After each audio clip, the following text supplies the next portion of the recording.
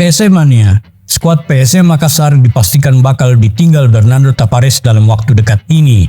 Kabarnya usai laga PSS Sleman versus PSM Makassar pada pekan 11 Liga 1 2023-2024, Bernardo Tavares bakal pergi. Diketahui Bernardo Tavares mengarsiteki PSM Makassar sejak musim 2022-2023 lalu.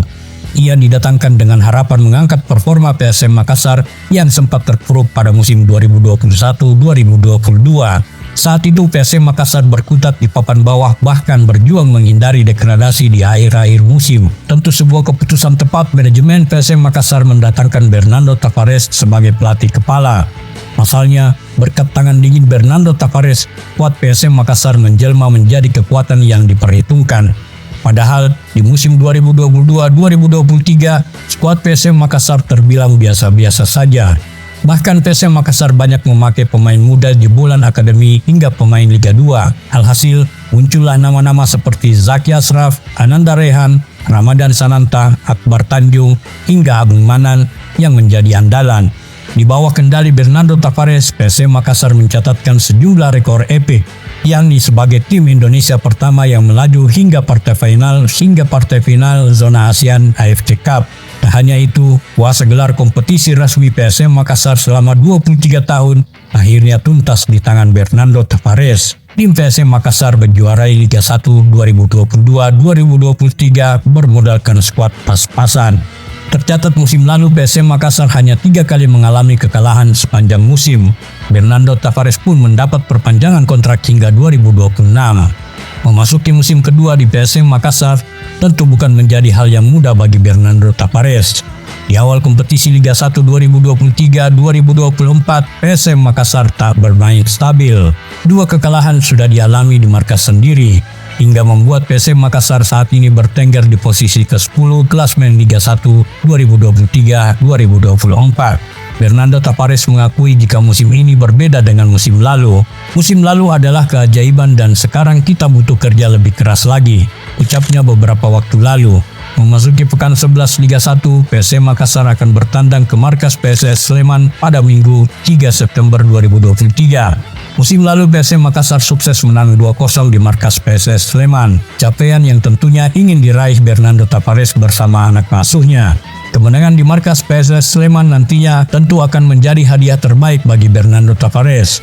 Pasalnya, pelatih berkebangsaan Portugal itu akan meninggalkan PSM Makassar. Hal ini diungkap owner PSM Makassar, Aksa Mahmud. Kemana Bernardo Tavares? Kepedulian Aksa Mahmud terhadap PSM Makassar sungguh tiada tara. Aksa Mahmud yang sedang berada di Amerika Serikat mengecek detik per detik persiapan dan kondisi tim jelang laga kandang PSM Makassar versus Persis Solo Senin kemarin. Ada itu bapaknya Yakob dan Yance di Parepare, mau nonton, ujar Aksa Mahmud setelah menanyakan satu persatu pemain.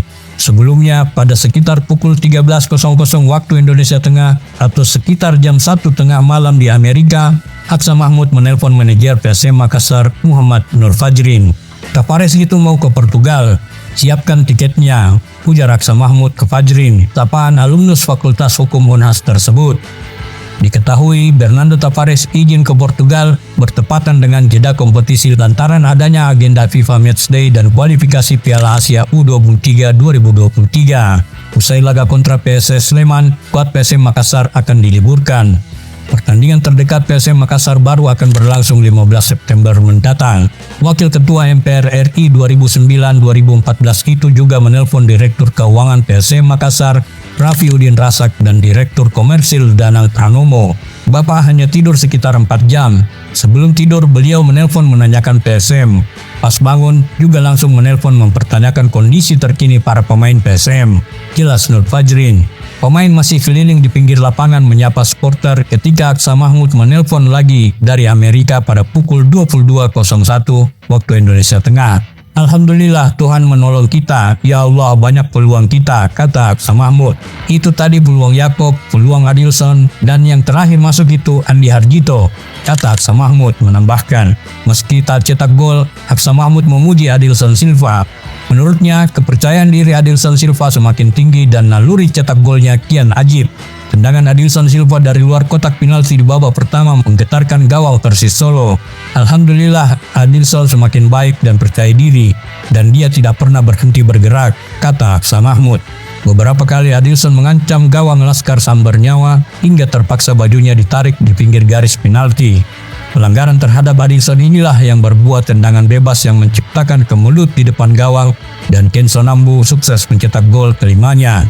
Adilson memang jadi bintang. Langkahnya meninggalkan lapangan di paruh waktu akhir babak kedua disambut tepuk tangan dengan teriakan supporter, "Adilson andalanku." Dan pelatih Bernardo Tavares mendaulat Adilson menjadi pemukul gol di tengah lapangan. Diawali teriakan PSM yang disambut Iwako oleh 2.500 lebih supporter di Stadion Gelora B.J. Habibie.